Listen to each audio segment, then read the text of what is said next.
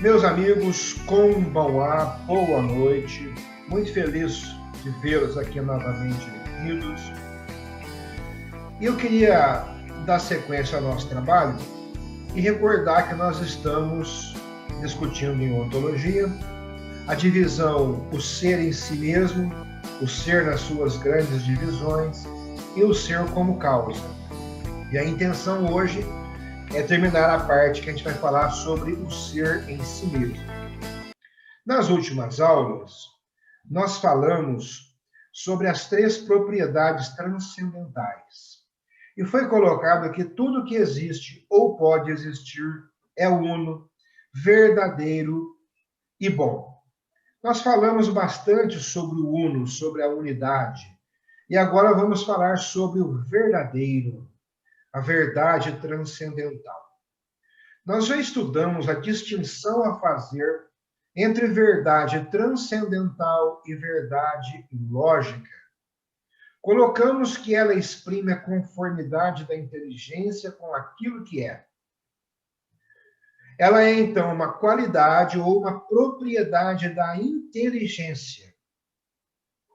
A verdade transcendental é uma propriedade dos seres, pois é o próprio ser das coisas enquanto inteligíveis. Quer dizer, cognoscível pela inteligência.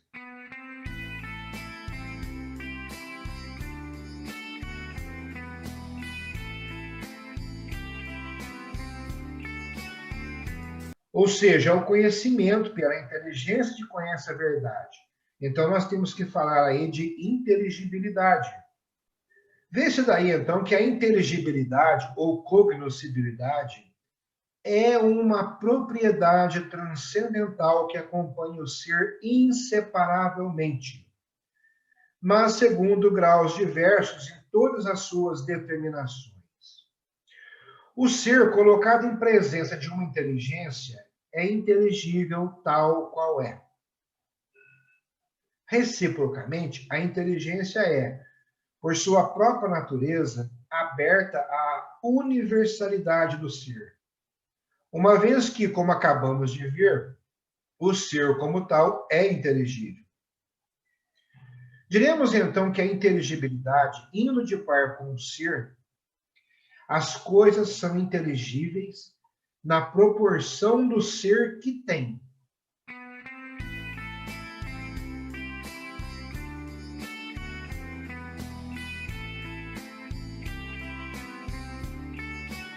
A inteligência em nós, todavia, está submetida a condições que lhe limitam a extensão e o alcance. Como já foi estudado, ela está, enquanto inteligência humana, ordenada ao ser da experiência sensível. Daí resulta que tudo que está acima do sensível, se bem que inteligível em si, já que quanto mais imaterial o ser, mais ele é acessível à inteligência, é de fato para nós menos inteligível. Da mesma forma, o que está abaixo do ser propriamente dito, quer dizer, o que é potencialidade, é virtualidade, não nos é senão imperfeitamente inteligível.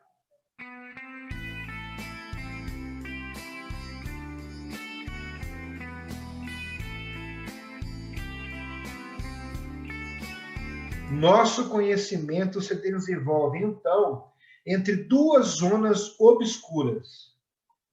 Uma tem luz demais para a nossa inteligência e nos cega. A outra tem luz de menos para a nossa capacidade intelectual finita.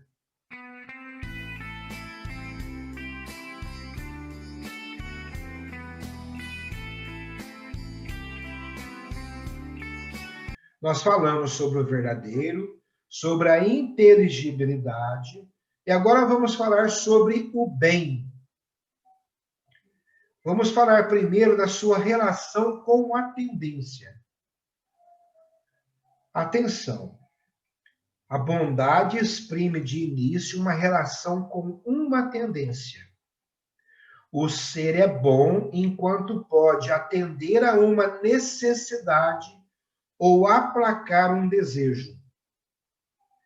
A bondade, propriedade transcendental, não faz mais do que exprimir, sob forma explícita, a relação de conveniência existente entre o ser e a tendência.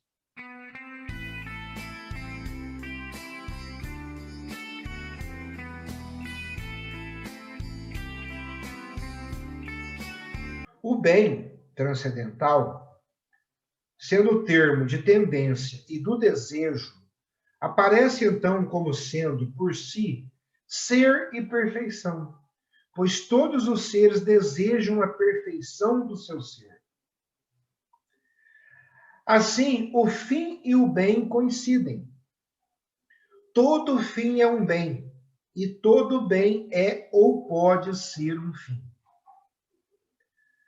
O fim pode apresentar-se de alguma maneira em graus, como desejado por aqueles que não o atingiram, ou como deleitável e objeto de amor por aqueles que o possuem.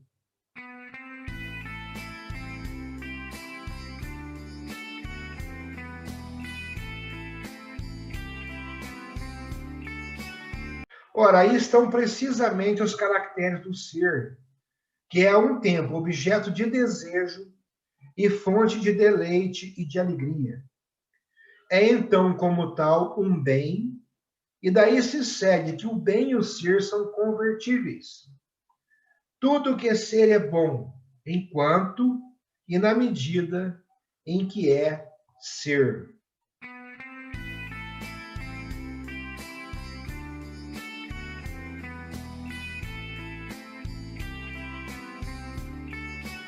Dito isso, vamos falar sobre as três espécies do bem. Pode-se dividir o bem em bem útil, deleitável e honesto.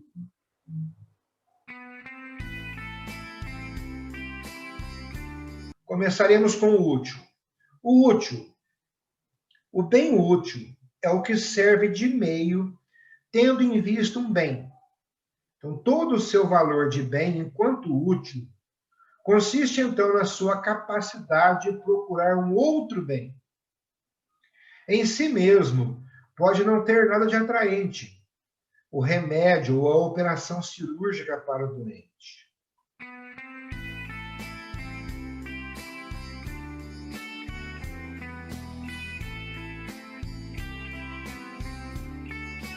O deleitável. O bem deleitável é o que proporciona alegria e satisfação, tais como uma obra de arte, esporte, a luta, a dança ou jogo.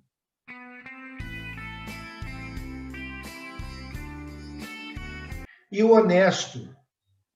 O bem honesto é o que nos atrai não pela utilidade ou gozo que proporciona, mas antes de tudo em razão da perfeição que traz.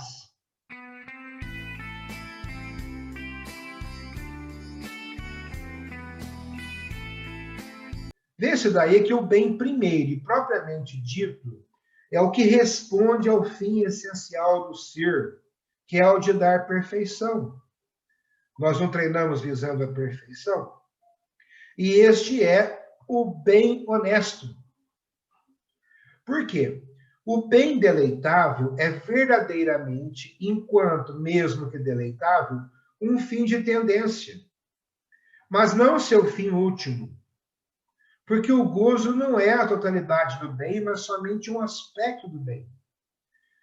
Enfim, o útil está evidentemente no último grau do bem, já que não é fim, mas meio.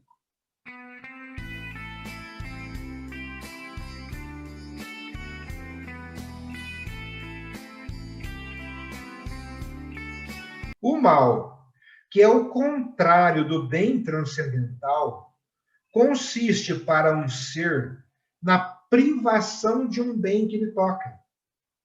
É uma falta ou uma deficiência de ser. Estes termos de privação, falta e deficiência servem para marcar que se trata não da ausência pura e simples de uma perfeição qualquer, mas da ausência de um bem necessário à integridade de um dado ser. Assim, a cegueira não é o mal, senão para o que vê, que é a privação, mas não para a pedra, a que não compete ver, que é negação.